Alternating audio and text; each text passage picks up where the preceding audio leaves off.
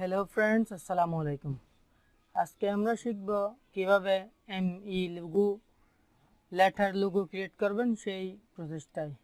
তো প্রথমে Adobe Illustrator CC তে লোগো আমাদের লোগো ক্রিয়েট করতে হবে, ডিজাইন করতে হবে এবং Adobe Photoshop CC তে এসে মকআপ করতে হবে, তাইলে এরকম একটা সৌন্দর্য আসবে।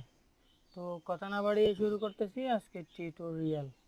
বন্ধুরা প্রথমে Adobe Illustrator এসে টাইপ টুল নিয়ে এখানে এমই টাইপ করতে হবে বড় হাতের, দেন এটা পুরোটা সিলেক্ট করে এখান থেকে এসে রিয়াল বোল্ড ওটা টাইপ করতে হবে।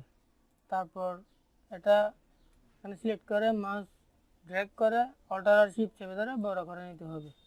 দেন মাউস রাইট ক্লিক করে এখান থেকে ক্রিয়েট আউটলাইন, তারপর আবার মাউস রাইট ক্লিক করে এখান থেকে আনগ্রুপ করতে হবে। দেন এটা একটু এরো চিহ্ন চাপে চাপিয়ে দিতে হবে, আমি একটু চাপিয়ে দিচ্ছি। তারপর বন্ধুরা এই কালারটা আমি রেড দিব, যেহেতু রেড আছে। দেন এই কালারটা দিব আমি হোয়াইট, এটা যেহেতু হোয়াইট আছে আমি হোয়াইট কালারটা সিলেক্ট করতেছি। তারপর বন্ধুরা এই শেপটা আঁকতে হবে, মূলত শেপটাই প্রধান ডিজাইন।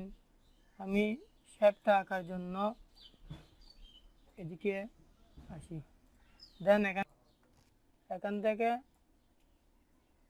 ক্লিপ টুল নিয়ে অল্টার আর শিফট চেপে ধরে একটা শেপ নিব। দেন এখানে অল্টার শিফট চেপে ধরে একটু রাউন্ড করে দিব।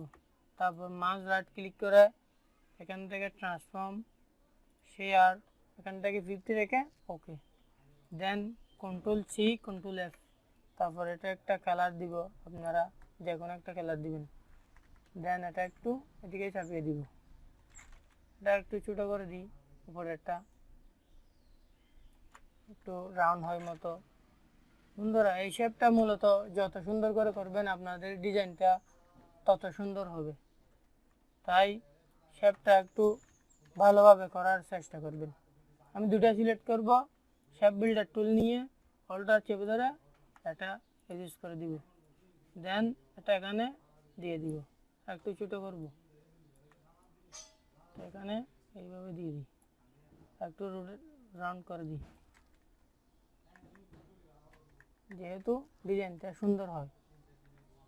তারপর বন্ধুরা এই শেপটা সিলেক্ট করে কন্ট্রোল সি কন্ট্রোল এফ, দেন এটা একটু বড় করে দিব।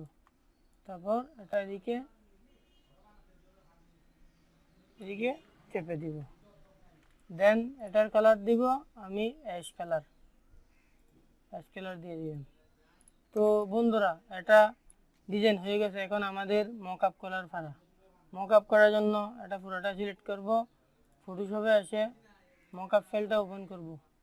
আমি আমার মকআপ ফাইলটা ওপেন করতেছি।